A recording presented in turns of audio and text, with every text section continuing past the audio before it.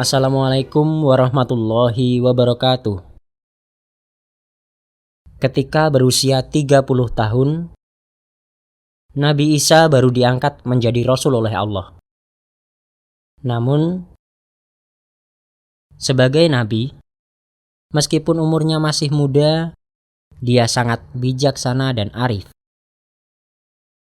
Sebagian di antara kaumnya ada yang merasa tidak puas dan selalu berusaha mencari kelemahan-kelemahan dari Nabi Isa. Salah seorang di antara mereka ada yang merasa tidak puas, kemudian berkata, "Umurmu masih terlalu muda. Bagaimana mungkin engkau akan menjadi pimpinan dan panutan kami?"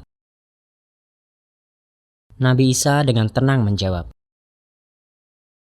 "Aku sudah cukup tua bila dibandingkan dengan Nabi Ibrahim ketika baru lahir." Dengan mendongkol, orang itu diam. Lainnya, yang merasa kurang puas dengan jawaban itu berkata, "Di zaman kepemimpinan Nabi Zakaria, kehidupan di sini sangat tentram. Tetapi di zaman kenabianmu sekarang, banyak sekali kerusuhan. Bukankah itu sudah menunjukkan sebatas mana kemampuanmu?" Nabi Isa kembali menjawab dengan tenang, "Memang betul, sebab di zaman Nabi Zakaria, umatnya seperti aku. Sedangkan di masa sekarang, umatku seperti kamu semua." Kedua orang itu merasa tidak puas, tetapi mereka tidak bisa berbicara lagi. Mereka kehabisan kata untuk membantah ucapan Nabi Isa. Pada suatu kesempatan, seorang muridnya bertanya kepada Nabi Isa, "Apakah yang paling berharga bagi manusia?" "Akal," jawab Nabi Isa. "Sebab dengan akal, manusia dapat mensejahterakan kehidupannya." "Kalau tidak ada?" tanya murid itu lagi. "Sahabat yang mau memberi nasihat." "Kalau tidak ada?"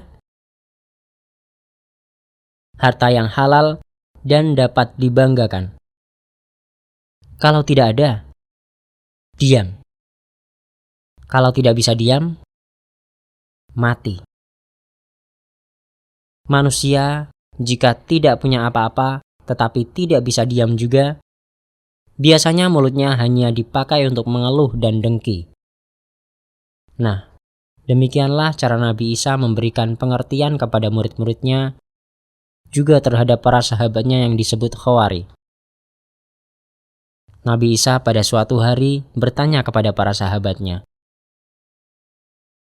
"Andai kata suatu ketika kalian melihat seorang saudaramu terbuka auratnya ketika tidak sadar, misalnya pada waktu dia sedang tidur, apa yang akan kalian lakukan? Kau tutupi aurat saudaramu itu, atau akan kau buka sekalian biar telanjang bulat?" Jawab para sahabat Nabi Isa, "Sebagai orang yang waras, tentu saja kami akan tutupi agar auratnya tidak kelihatan lagi.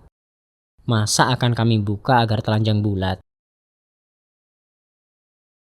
"Begitulah seharusnya sebagai orang yang beradab," kata Nabi Isa. "Tetapi mengapa apabila saudaramu terbuka aibnya, malah seringkali justru dibeberkan kemana-mana, bahkan ditambah dengan membongkar aib-aibnya yang lain?